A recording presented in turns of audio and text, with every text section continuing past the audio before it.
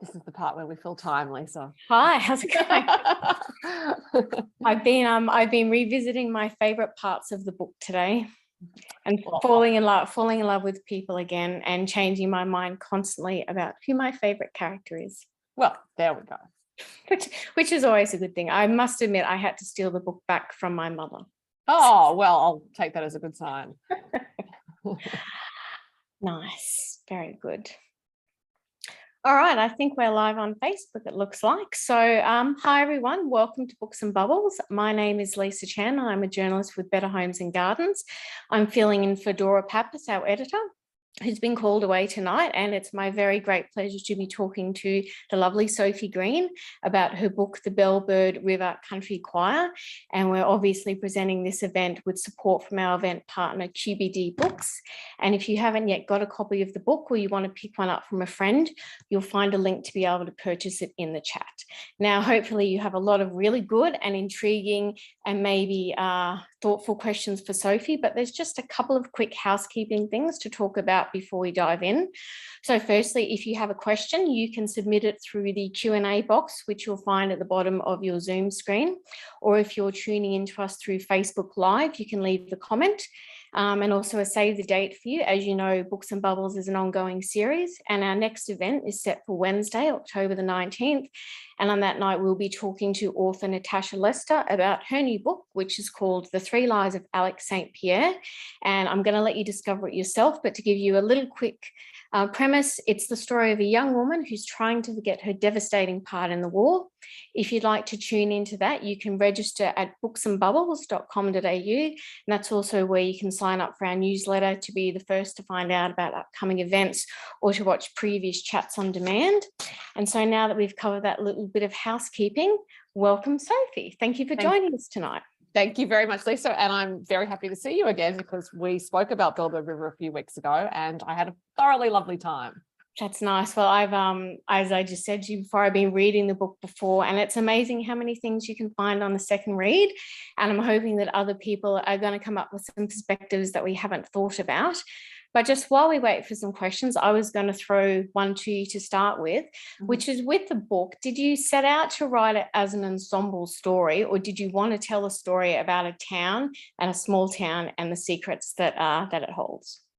I started it as an ensemble story because all of my novels seem to go that way. And so I think of the characters before I think about what stories might be within the town. And then the characters tend to lead me to those stories as they reveal who they are to me and who they are to each other in a lot of ways. And through them, I come across subsidiary characters who have various roles doing things, and then they tell me bits about the town as well. So there was a part in this book where a character called Gabrielle is walking through the town. She's walking to the bakery from her cousin's home, and that actually was the first time I'd really thought about various parts of the town and the layouts in the town. And even though I had it in my mind, I thought, oh yeah, okay, well there's this old hairdresser over there and that sort of thing. So yeah, Gabrielle showed me that part of the town. That was lovely. We have a first question come in from Malvina. Now, obviously going by the title of the book, and the music plays a great role in it, and she's just wondering if you've sung in a choir yourself. I have in school, choirs, and I was in a band. Was the more recent singing situation. I was a backup singer in a country music band a few years ago. We were a covers band. And so I think the interactions between people in musical groups are fairly similar. Although in bands, probably more strongly opinionated. And more ego laden, maybe. I don't know. From what I have, friends and relatives who are in choirs, and it sounds like there's a bit of argy-bargy that goes on in choirs as well. So, and how much, given that music is such a personal interest of yours, how much fun was it to sort of play with that in the book? Because you know you love country music, as all your fans would know, but it doesn't necessarily get a huge amount of praise from some of the characters. Well, it doesn't, and it was very tempting to just go completely all in on country music and make it a story about that. But I also know far too many people in Australian country music, and I thought that could be a little weird, that's another reason why the book is not set in Tamworth, but it's set in Tamworth. But in thinking about the songs the choir sings, I thought about songs that were contemporary for the time, which was 1998. And I also had to think about songs that people might suggest for the choir, and they had to be songs that could possibly be adapted for a choir. So I would think about the musicality of those songs. Were there harmonies already in them? Could there be harmonies in them? All those sorts of things. And then I did throw in Cliff Richard's Wired for Sound, which was a song that I sang in the school choir, one of the school choirs I was in. So there were songs like that were fun for me to remember. But look, not being a fan of country music is completely on point for Gabrielle, who is the character who expresses that. Having said that, I do mention a country music song in relation to the choir, which is Lights on the Hill, which was a Slim Dusty song. It was written by his wife, Joy McKean, and Joy won the first ever Golden Guitar Award for Lights on the Hill. So that's like an not inside joke, but inside wink to Australian country music. So, because people who love Australian country have a particular affection for Lights on the Hill. Yes, and I noticed, of course, that Cole Chisel got a shout out as well, of course. It did, and I was in Wagga Wagga a couple of weeks ago, and I did an interview on ABC Riverina, and at the end of the interview, Flame Trees was the song played because it gets a mention in the book. And how could I resist it? It worked for the timing. It's an iconic song. It's a story in a song. John Walker wrote it about Grafton, which is his hometown. It's also Troy Cassadaly's hometown.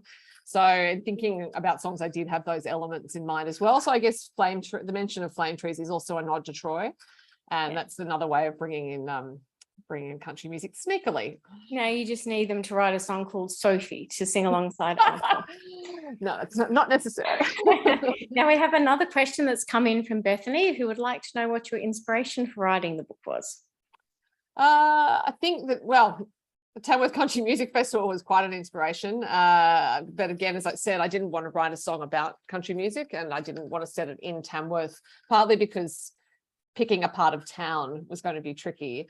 And I didn't want to make it I wanted to set it near Tamworth. Once I knew I wanted to write a musical story, and I thought that as a linking device for humans, a choir was quite good. I've had swimming before and yoga and book clubs, so I thought choir would work. And then I really wanted to set it near Tamworth, but I had to come up with a fictional town because I didn't want to risk offending anyone who might live in a real town. Thought if I put it in Werris Creek or Corindi, people might have strong opinions. So I just looked on the map and worked from my memories of that area, driving up not just the New England Highway, but the Oxley Highway turns into the Kamilaroi Highway. And I thought, okay, whereabouts around there can I set a town? And I found a spot, and I think the landscape itself was part of the inspiration. And honestly, ideas for novels come from the ether to the extent that I can't necessarily claim any of them. They just sit there and pop into my head, and then I can remember the working up of them, but I can't necessarily remember the exact point at which they appeared. Wonderful. And don't forget, everyone, if you've got any questions for Sophie, keep them coming. Something that sort of really came through in the book was the idea of nuance among the women. You know, society gives people labels like battle axe or former felon or wife, but your characters had so much more going on under the surface. Was that something you really set out to explore and portray? It is, and it is in every novel I write, actually, because I am quite conscious that in storytelling, whether it's songs, movies, TV shows, often books, women are defined in relation to men in particular, or to children, or to other family members.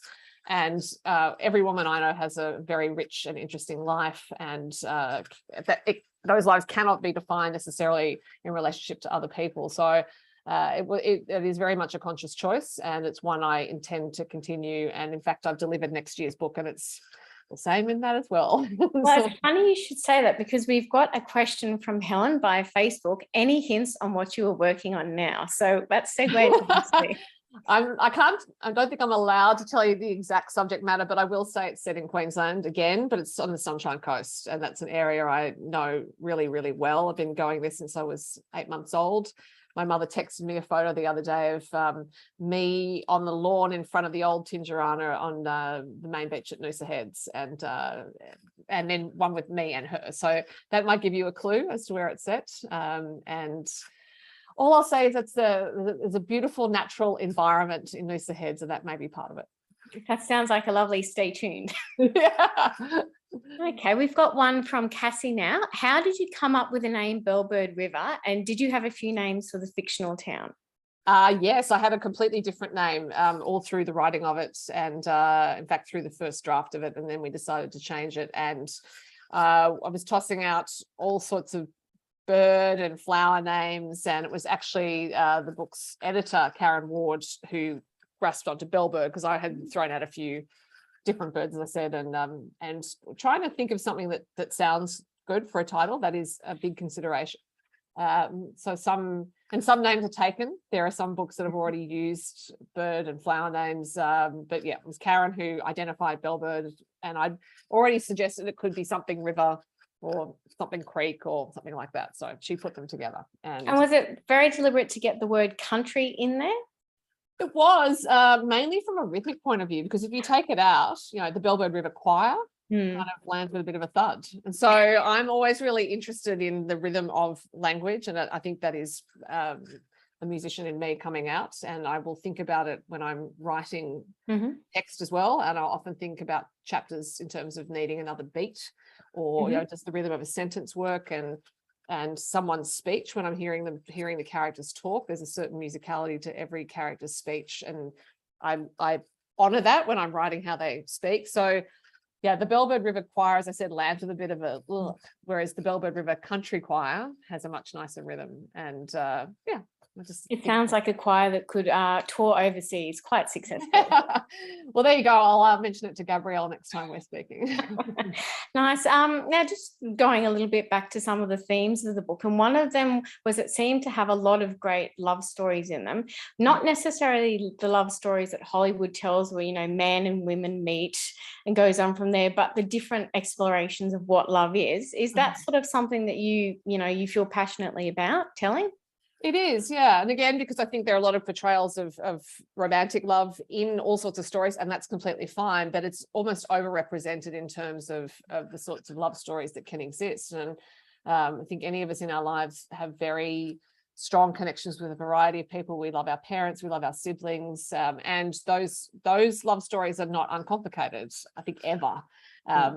It's very rare that you have a connection with someone that doesn't have its ups and downs. And I've had friendships that have lasted for decades now, and they wax and wane according to what's going on in people's lives. But those relationships are really, really important. And I found, a few years ago when I was very, very sick and had something terrible happen, that my definition of love really did change, because I had a much bigger sense of what those connections were. I felt more free to tell people I loved them. If these weren't romantic declarations, it's like a friend I've had for decades. We've never said I love you to each other, but she called me in hospital, and before she was about to hang up, she said, I love you. And I thought, right, I've known you for so long and we've never said that. And we don't say it all the time anyway, but it was just that freeing of being able to say it. Obviously the context provided that, but I do think, love does really take all sorts of forms, and it can be really moving in all sorts of forms. And there's no one type of love that is more valuable or enduring or important than another. Yeah. And who was your favorite love story in the book? It's Victoria and Gabrielle, who are cousins, and that's a long-lasting love story that came about when Gabrielle first moved in with Victoria and her parents when she was a teenager, and she really idolized Victoria, who was older, and she thought much more together. And then Gabrielle goes on to have this amazing career, and Victoria stays behind in Bellbird River. And when Gabrielle's career is foreshortened in a way she didn't expect, it's Victoria to whom she wants to return. And I think that's because even though they haven't seen each other for a long time, and their communication's been sporadic, that's the love that Gabrielle feels in her is the strongest connection of her life. And it's quite elastic, that relationship. They have been apart, they come back together, they squabble, but their foundations are really, really strong. Yeah. And look, I may have already tapped into this with that last question. Who were your favorite and least favorite characters?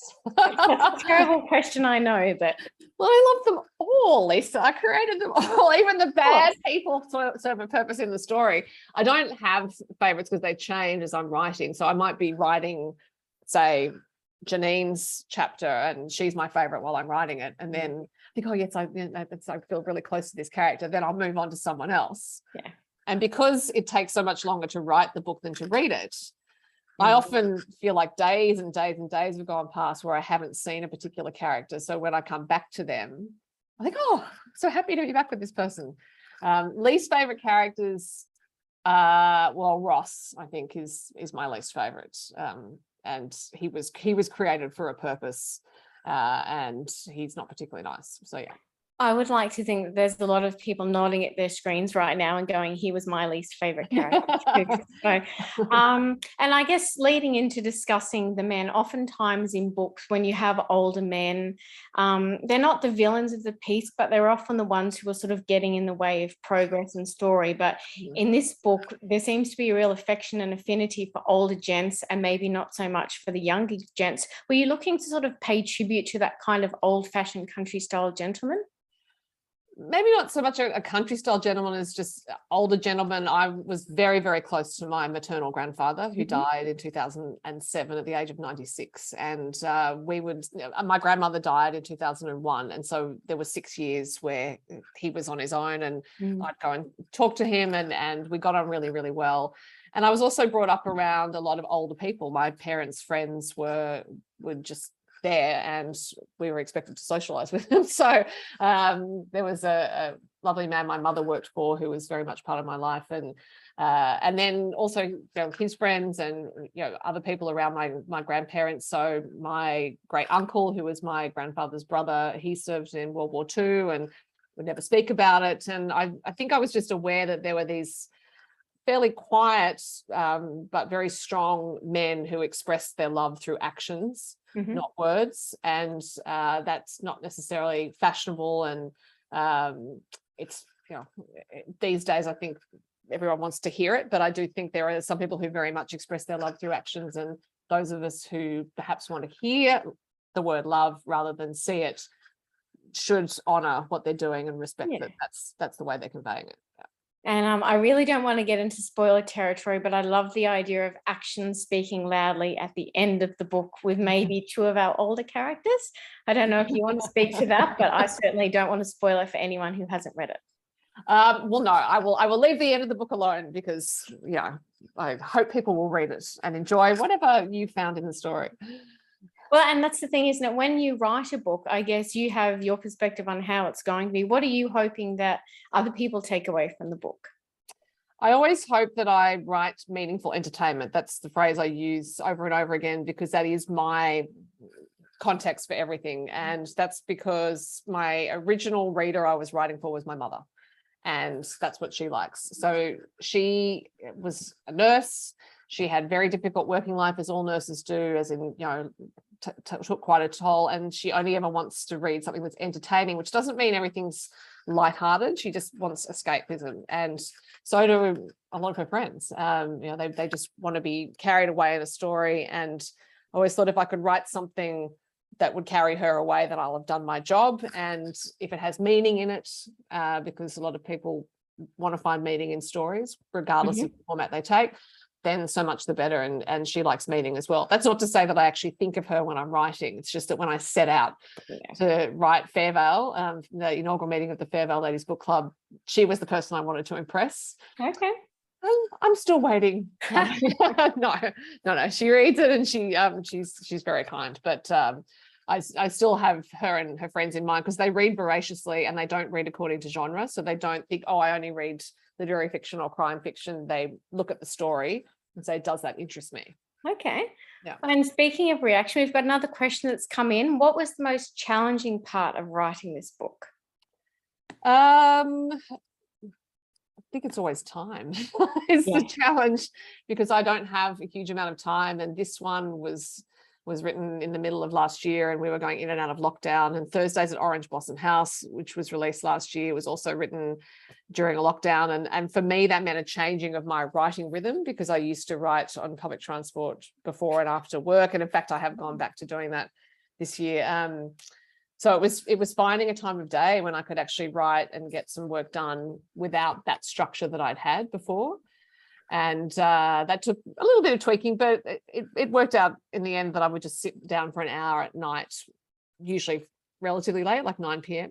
and just go. And but time, look, time, and then the editing process is always a challenge because it's always so confronting. I hear of some writers who enjoy it, but I'm not one. No, I don't mind it, but it is always quite confronting to get feedback and just think, is that really what you think of this world that I have created? So yeah, but that's the challenge. But when I'm actually in it and writing, it's a joy, and I always think it's a great meditation, because while I'm writing, there's nothing else in my brain. It's just that story.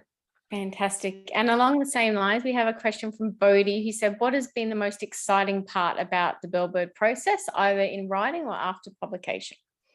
Hello, Bodhi. I think I know exactly which Bodhi that is. Hope you are well. The most exciting part is seeing it go out into the world and getting feedback from people. And I have had comments on social media and emails and things like that. And it always astounds me that people read it so quickly, because I think the book's out. It's amazing to me that people go and buy it when it's out instead of finding it in 3 years' time or whatever. So that's always really gratifying. And I think if one person's had their day made better by the book or any of the books, then I've done my job. Oh, that's lovely. Okay, we have Kim on Facebook. Here's a hard-hitting one. Are all your characters partly you? No, only one of them was partly me, and that was Sandrine from Thursdays at Orange Blossom House, and that's because she's a yoga teacher and I am a yoga teacher. And even though personality-wise we are very different, I gave everything she says in a class in Thursdays at Orange Blossom House is something I've said in a class. So that's where it was me. Because I thought, well, there's no point coming up with fake teacher spiel. I have teacher spiel, so I will just put my own in. Fantastic. And here we go. We've got some lovely questions coming in. Here's one from Karen. This is a process on what does your writing day look like? You've kind of touched on it a little bit, but I guess from an overarching perspective.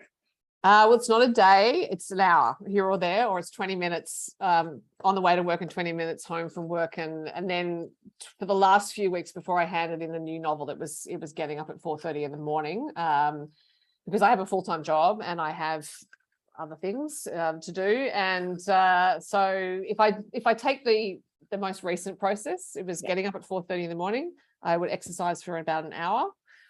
Have a shower, and then because I've got to move in order to get things going, and then I'd get myself half ready for work. I would write for an hour, then have breakfast, go to work, usually on the ferry, which is the public transport I can take from where I live, and I'm very grateful for that. And I do 20 minutes on the ferry, 20 minutes on the way home, and then I was usually done for the day by then. But if I thought time was really pressing, then I might do another chapter or so at night. But also weekends, if I have a chunk of time on a weekend, I might fit in here or there. I was also writing the latest book while I was traveling to talk about Bellbird River. So that was literally 5 minutes here or there. 5 minutes. Okay, 5 minutes, open the computer, do 5 minutes, move on to the next thing or go somewhere else. All right, 10 minutes, I've got 10 minutes here. I've got that sort of thing. So, and if the story is always with you or with me, then I can do that. So if they're all just sitting in the back of my head, then I can just, open the door a little bit. And yes. Is there a notebook on your bedside table for the middle of the night?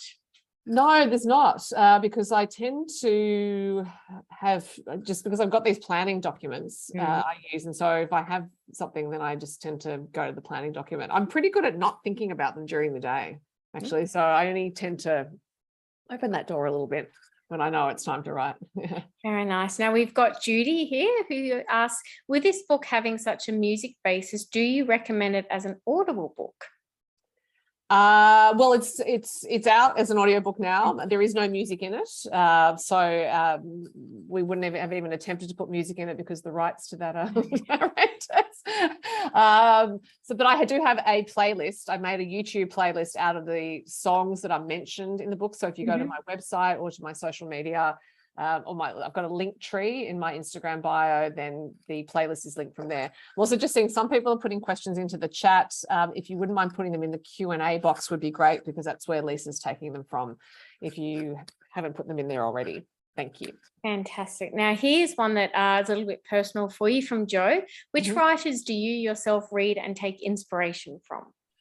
Oh, look, so many, and it really changes. It's changed since I was a child, and yeah, it will keep changing. I think the writer who's had the most impact on my planning of my own works is an American young adult author called Francesca Leah Block, and that's because she suggested a structure called the 12 questions in her book, The Thorn Necklace, and so I use that as part of my planning process. Always the writers who stick in my mind are the children's authors I read when I was first forming my reading life. So Ruth Park's playing Betty Bow always is in my head, and I happen to work near the Rocks in Sydney, and anyone who's read the book knows that Harrington Street gets a mention, and every time I cross Harrington Street I think about Betty Bow. So that's how much impact one author can have. I studied, wrote a major essay on Alice Walker when I was at university, and loved her fiction and her nonfiction, and also loved James Baldwin, who I was studying around the same time, and just completely fell in love with everything he wrote, the musicality of his language, and his deep compassion and empathy, I think, for humans. But yeah, there are a lot of, I read a lot of different things. I love Judith Krantz, who's a blockbuster writer. I love Jackie Collins, who's also a blockbuster writer, but in a very different way. Jackie's prose is really tight and lean and spare in a lot of ways, whereas Judith will just go on and on and on about all sorts of things. So I think there's definitely not one style of writer who's ever influenced me. And I do sometimes go back to the children's books I love, and or a new children's book, because I think that the discipline of children's storytelling is really instructive. Fantastic. Now, this is a little bit of a longer one, so bear with me. It's from Kerry. She asks, how much do you draw your friendship connections from real life? She says she loves the ladies swimming circle. The older and the younger generational changes. It reminds her totally of hanging out with her grandma in Canada, going to the cottage with her and her great aunt, and they would go swimming in the lake even when it was only about 10 degrees in the morning. Well, cold. Yeah, it is. I'd have had a wetsuit on. So yeah, I draw a bit on my own experiences of knowing people who are all sorts of ages. So I have friends who are quite a lot younger than me and friends who are quite a bit older. I am friends with my mother's friends in that I would happily socialize with them. I text them sometimes. They call for a chat sometimes. If my godmother the other day called me because she couldn't get hold of my mother, so she thought I might have time for a chat. And I also had a babysitter when I was very young, because both my parents worked, and mum hired someone to look after us after school, and she became my piano teacher. And she was someone who had this older, rich, creative life. And I look back now and realize, of course, at the age I was, I couldn't have appreciated it, but that was really influential, and she was really influential in me. I think my grandparents had a big influence because I spent a lot of time with them. Yeah, so I think it's just always been part of my life to have lots of different sorts of people around, and that's mainly my mother's influence, I have to say. I think that's because she really likes just being around lots of different people, so she made sure that we were, and as my brother and me, and made sure we were exposed to lots of art and music and places and long car trips and country towns and all sorts of things. Fantastic. So questions coming thick and fast now. This one is from Cassie, who says, do you think you would write a sequel for the Bellbird River Country Choir? No, because I don't write sequels for any of them, because as far as I'm concerned, I've left them in whatever time and place they're in, and that's where they stay, and whatever happens to them next is up to the readers to decide. And if I did write a sequel, then I might write a continuation that readers actually don't relate to. It might not be what they've had in their mind. So I tend to think if you formed a strong connection with the character, with the stories, to the point where you'd like a sequel, and that's wonderful, thank you, then you can take them wherever you want to go. Great imagination. Now we have Susan, who's asking, do you come from or live in a small town yourself? I don't. I born and raised in Sydney, and where I live now is about 10 minutes drive from the hospital I was born in. Maybe that's its own form of small town, I don't know. But no, I spent a lot of time in country towns growing up. So my godmother, whom I mentioned, is in the Riverina, and she was on the land, and she's now in town. And we were always driving through and spending time in small towns when I was very young. For whatever reason, my parents enjoyed very long country drives all the way to Queensland. So, I think I just kept my eyes and ears open, and the friends my parents have had who are from small towns as well, just listening to them talking about their lives. Very nice. And they always have good bakeries. Oh, very true. Yeah. Yeah. Now, this one comes from Tracy, who says, you write, you sing, you teach yoga. What came first and how do they fit together? Well, I think I used to write stories as a kid, so that probably came first. I've always loved music. So music, I tend to say, is my major life obsession. In that first thing when I wake up in the morning, there is a song in my head, not one I make up, but may not even be a song I was listening to the day before, but usually a song is in my head when I wake up. And the last thing I'm thinking of before I go to sleep is music, is it some song. So, and throughout the day, songs will pop into my head. And so I think music's a huge part of my life, but yoga is the thing that brought it all together in terms of being able to write, because in teaching yoga in particular, I think what I've learned teaching about holding space for people and creating a story and doing that in 90 minutes and creating, when I say creating a story, but creating a beginning, middle and end, and then within that creating small arcs, because when you're sequencing yoga practice, there are poses and counter poses. So it's this ongoing practice of tying the story together to get to a certain point at the end. And that is like writing a novel. Chapters have small arcs. And then you have the bigger arc of the entire novel. So I think, and then for teaching, you have to adapt and often do it very, very quickly and keep all sorts of things in mind. And students can surprise you. And again, like writing fiction, the characters can surprise me. I need to be open to change. So I think, yoga teaching in particular helped me bring all that together. Fantastic. And moving straight on to a question from Judy, who wants to know, how important is the book cover and how much input do you have into it? Well, the book cover is really important because book cover helps bring the book itself to people's attention and stand out on shelves. And I've actually had more comments about the cover this time than for any other of the books. And I don't know if that's because Bellbird River is just particularly more appealing. I think they're all really appealing.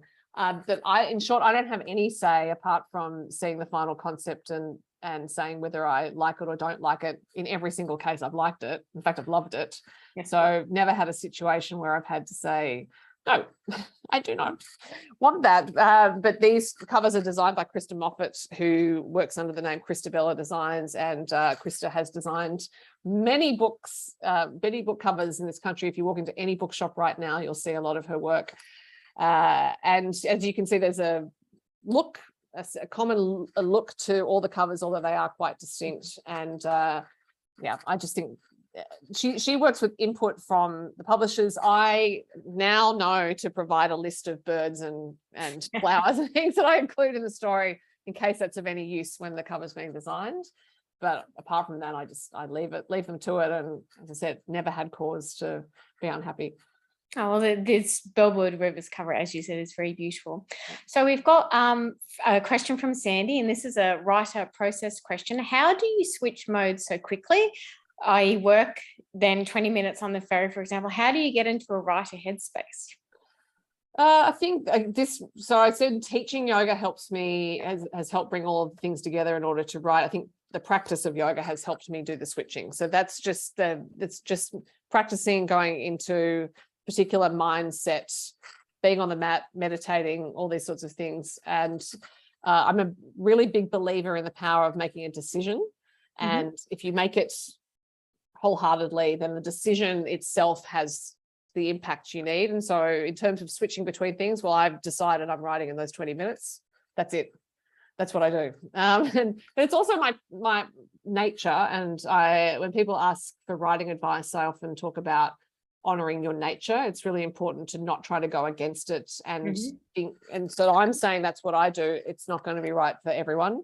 And so I don't suggest that people go out and try to do 20 minutes here, 20 minutes there, if that's not your nature. That's been my nature since I was at school. So I used to study in short, intense bursts, and then I would have time for my brain to lie fallow. I'd usually listen to music, then I'd do it again. But there were other people who would just sit for hours and work at a different pace. So once you know your nature, then it becomes easier to work out how you can manage the work, I think. Yeah. Now we have Bodhi again, who I'm gathering even might be a little bit of a fan and a friend. And he says, is there a book you've wanted to write or have written but haven't yet published? Bodhi, that is a leading question. Oh yeah, look, there are I have so many stories and half-started manuscripts and planned novels on my computer and on my portable hard drive, because I always back things up. And if you are someone who doesn't back things up, dear viewers, then please do.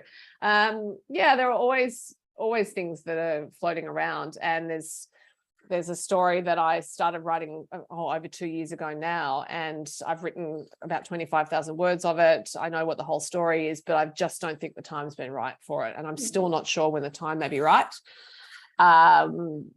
Maybe in a year or two's time, who knows? That's something that I'd probably discuss with other people to see. But yeah, I think no idea goes to waste. No amount of writing goes to waste. Any manuscript I've started that might be 20,000 words long and I've chucked it out, that's not wasted time. That was just me keeping my skills up and practicing and thinking about telling a story. So yeah, so even if something hasn't been published, that's fine. I don't worry about it. And now we have an extremely hard-hitting question for you from someone who is anonymous. If you were running a choir, which 3 songs would you pick for the group to sing? Oh, that is hard. Oh dear, I don't know. So I feel like we need to give you 10 songs, but we'll start with 3. Oh, well, look, I'd probably go by an artist rather than song. So okay, that's fair enough. 1, ABBA, because multiple voices already in the recordings, therefore easier to do that. 1, Beatles, again, harmonic voices. And just for something different, a Casey Chambers song. Oh, There you go. nice. You never go wrong with ABBA, can you? I like to think so, yeah. Okay. Now I'm just having a look. We've got room for some more questions if anyone has anything that they would like to ask for Sophie, but I think it's probably my turn to ask a question, if that's right. It's a very serious one. In your research for the book, how many bakeries did you go to, and what was your favorite thing that you ate? Well, I didn't have to go to any for research because I visit them fairly frequently. Nice. So I will say the bakery I was thinking of when I came up with the one in Bellbird River was the Quinty Bakehouse in which is in Urin Quinty, which is near Wagga. Yeah. And it's on the Olympic Highway, and a lot of truck drivers take the Olympic Highway to Albury.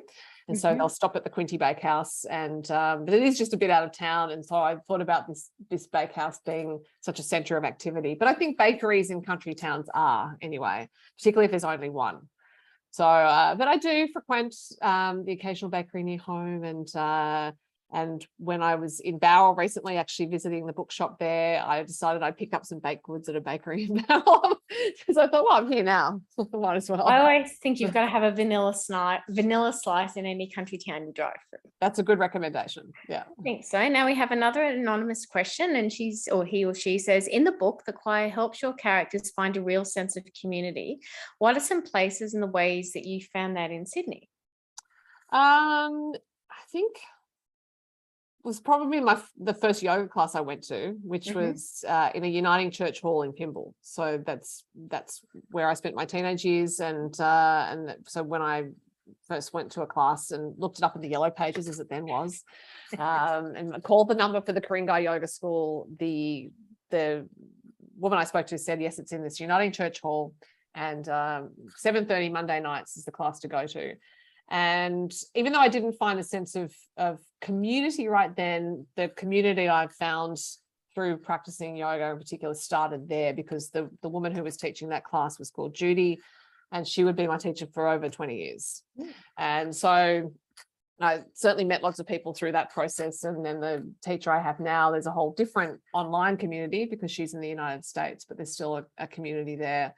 And also I've found the community through country music, and that was unexpected. I started that just as something to do, started writing about country music 11 years ago, and have found, well, I think going to Tamworth, probably going to Tamworth as a performer the first time in the band I was in, realizing there was a community there, but it hasn't been until I've been writing about it for quite a while that I found that community within it. And then going to the festival this year was the first time it really felt like I was part of that community. But I should also say I'm a bit of a loner in a lot of ways. I didn't have a big group of friends at school.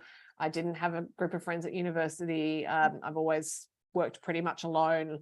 So I think part of my interest in communities is that I've never really felt too much part of them.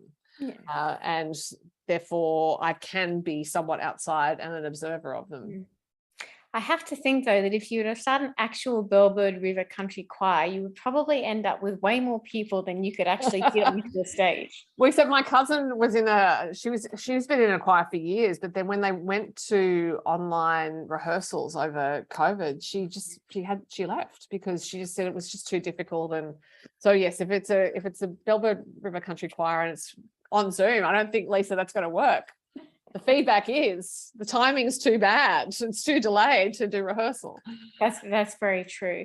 Now we've got another, I'd say someone with a keen interest in writing, just looking to pick your brain for a second. And she said, what do you like to include in your planning document? Her name's Emma, by the way. How detailed is it? And do you add to it or make changes as you go? Now, obviously not asking you to go too in depth, but. No, well, I can, because I'm happy to share the process, particularly if it's helpful. So yes, I'll start from the end. So yes, the document changes all the time. So the master document I call the grid, just because it's got a table in it and it's the handy word for it. The grid is color coded according to character point of view. So, and for my sins, I keep giving them different characters for each book, different colors for each book. So I'm running out of colors now, but that's just so I can see the flow of points of view through the manuscript, so that I don't have two chapters next to each other that are from the same character's point of view. And also so that I can see that there's a different kind of, what kind of spreads going on there. That document is the one that changes because I will plot a certain way into it when I start, and that's maybe like 10 to 15 chapters. And I won't plot further than that because I know that what I've planned in those 10 to 15 chapters will change once I start writing. So then once I have written a little bit, I think, okay, I'll do the next chunk, but I know that will change as well. The manuscript I've just delivered, I did not plan the final chapters until right at the end. And even then, once I'd done that and knew what I still had to do to the end, I thought, believe that I can slot some chapters in earlier. So I came up with a list of 6 other chapters to put in earlier that I felt just enhanced some of what was going on and continued some storylines. But that document is informed by that 12 questions process that I mentioned from Francesca Leah Block, which is to do with characters. So I do those for each character, each major character, and then I will do a separate document in which each character's major plot points are mentioned. And that, so the 12 questions is really to think about who they are, how I want to emotionally resolve their stories, but then the major plot points is like, okay, what actually happens, and also look at what the stakes are for them, you know, what they need, what they want, which are 2 different things usually, all those sorts of things that help me get to know those characters. And then I'll have a cast of characters list, because even if I think I know everyone who's meant to be in the story, little characters pop up and I like to give them names if it's appropriate. And then I like to remember them, because I have learnt from experience that I can be deep into writing the manuscript and think, what was that person called who popped up in that chapter, and they were at the laundry, whatever it is. I've just learned it's a good idea to write down every name I come up with and who they are in relation to one of the characters. And then I think I've got other documents. Yes. So for the latest manuscript, I went through month by month instead of season by season, and I've actually put detailed lines about what was happening for each character in that month. So then I could see if certain characters were missing out on things. And then that gets transplanted into the grid, which is a living document. And the grid will change again once I get the editorial feedback. So I will get the editorial feedback, and the first thing I will do is go to that grid and save a different version, love version control, and then start to plot the changes. Okay. Yeah. Just on that process, I just saw one person pop up and said she's very sorry. She came in late. Could you just repeat the author of the 12 questions, who it was? Oh, yes. It is Francesca Leah Block. So LIA. She wrote a book called Weetsy Bat, which is being made finally, I think, into a series, and it's a tiny little book. It's so unusual and so wonderful. It's magical realism set in Los Angeles, hypothetically young adult fiction, but for everyone. And it just, when I was working in a children's bookshop in Vancouver, BC, a friend of mine who was there said, "Oh, something about Weetsy Bad," and I said, "What are you talking about?" She said, "You haven't read it?" And that was when it had just come out, and so she gave it to me, and yeah, I've followed Francesca's work since then. She teaches writing. She's a really interesting writer. I don't think there's anyone like her around working at the moment. Well, all your fans would say the same about you. So that's thank you. Thank you. Now we have a question from Mary who says, do you imagine that at some point you might write full-time, having given up your day job? No, actually, I don't know that I'd write anymore if I had more time in the day, because I think because of the way I write those short bursts, and I tend to think, well, I just do away with other things like sleep if I need to write more. So no, I think having different things to do in the day and being out in the world is useful as a writer as well. So, and I really enjoy my day job. Very nice. Who do we have here? Anonymous attendee. How do you choose which time period you want your story to be set in? And how did you decide on 1998 for Bellbird? What a great question. So this recent historical thing all started because with the inaugural meeting at the Fairbell Ladies Book Club, I wanted the first book they read to be The Thornbirds by Colleen McCulloch. And I sat down and thought, okay, yeah, I want it to be new. And I wanted the book to be new around that time. I thought, right, that was published in around the middle of 1977. How long would it take women in the Northern Territory who live mainly on cattle stations to hear about this book and get copies of it? So that put me into the middle of 1978 to start that story. And then I took that through to 1981. And then Shelley Bay started in 1982. And I had an idea for a little while that I just kind of keep them going in those increments. And then I got to Thursdays at Orange Blossom House and thought, no, I think I want to find out a little later. And so that was in the 90s. And then with Bellbird River, the first chapter is for a character called Alex, and she's a sole parent. She lives in Sydney, and I knew she wanted to leave Sydney and move to a country town. And I was trying to work out why, and then I realized it's because it's just before the Sydney Olympics, and she just feels like Sydney is becoming unmanageable. And those of us who were living in Sydney at the time can remember how everything just got a bit bloated and hectic. And so I thought 1998 kind of gives it a nice feeling of when she might decide to get out. So it wasn't just before the Olympics. It was a couple of years before. Very nice. Now we have Judy, who says, I have not read your book yet, but it sounds interesting. Are you able to give me a quick overview of the storyline? There you go. Oh.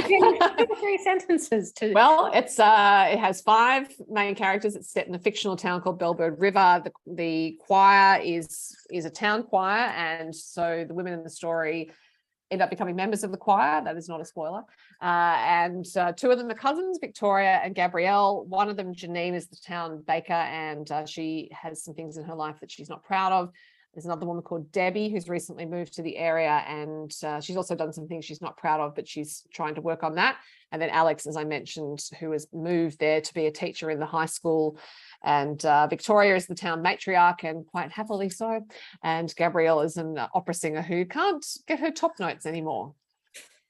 That's heartbreaking to read. But just something that you touched on there that was interesting is, when you talk about people having things that they're not proud of, is you've avoided the temptation for redemption arcs, which seems to be all the rage in so much modern storytelling, and more seems to be a focus on sometimes you just got to make peace with what you've done and move on. Is that something you did deliberately?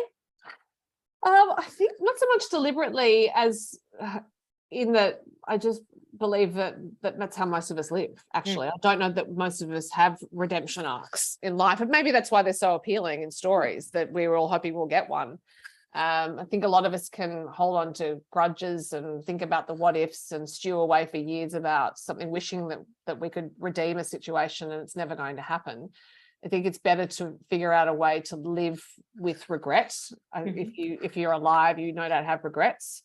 To find a way to be in the world that means you're not taking out your regret on other people, because that is something that humans can do, is that they think that I feel bad, but if I make someone else feel bad, maybe I'll feel better.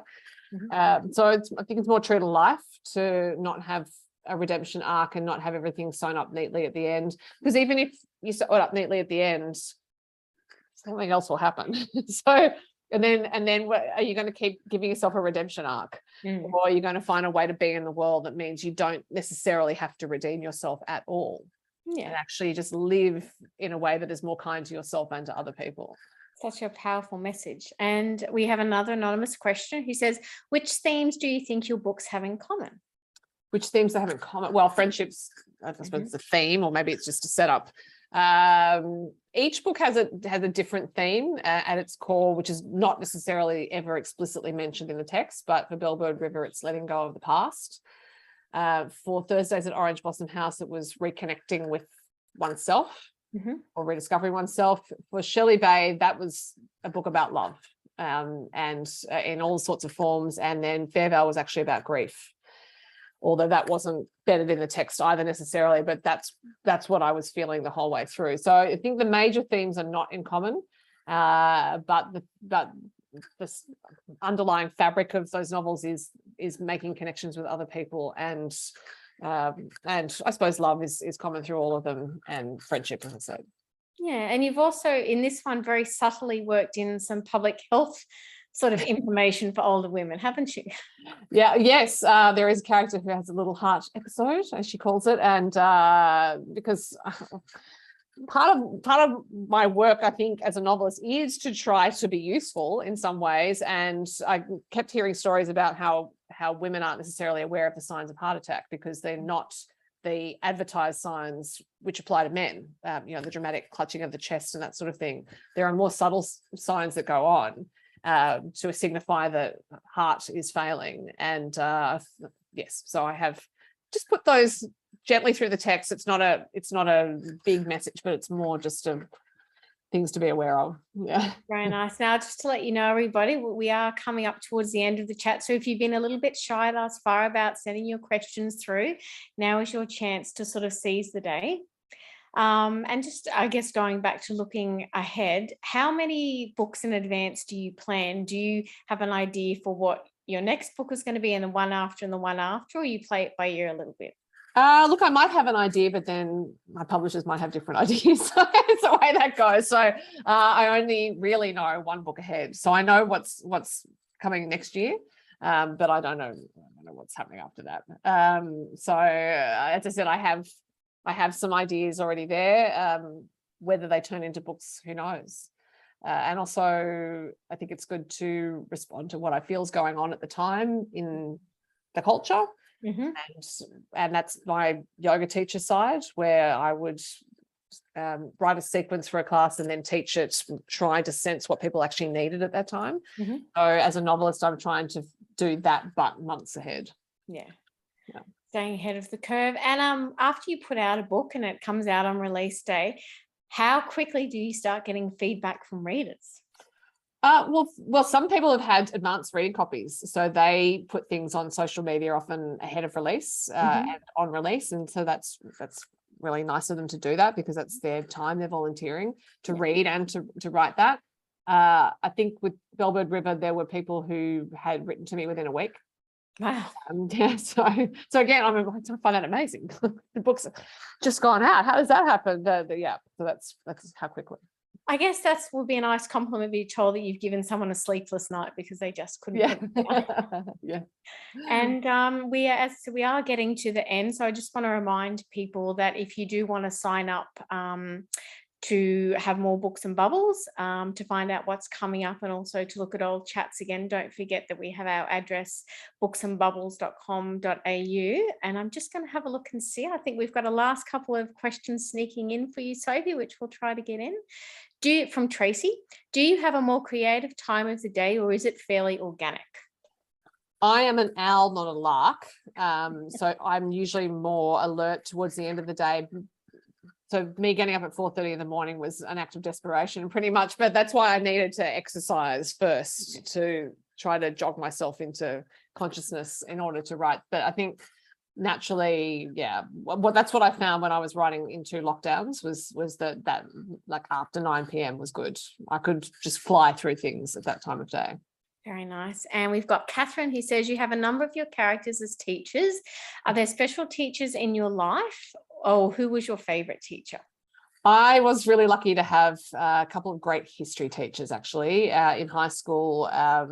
One just taught general history, and she was this incredibly feisty, intelligent person who she had a PhD by the time she started teaching me, and then she was doing a law degree while she was teaching me. And I remember this was year 8, and she at the start of the year, she said, right, well, here's your essay for term 1.